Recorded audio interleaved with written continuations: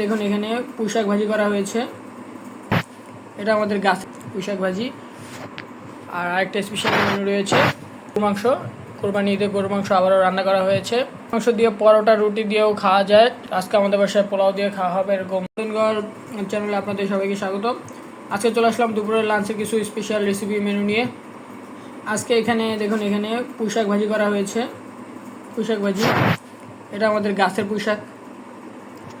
গাছ থেকে হঠাৎই পুঁইশাক কিছু কাটা হয়েছিল, আর সেগুলি আজকে এরকম ভাজি করা হয়েছে, পুঁইশাক ভাজি। আর আরেকটা স্পেশাল মেনু রয়েছে এই যেখানে গরুর মাংস। কোরবানি ঈদে গরুর মাংস আবারও রান্না করা হয়েছে। এখানে অনেকটাই তেল আর ঝাল ঝাল করে রান্না করা হয়েছে। এখানে নলিওগুলাও রয়েছে।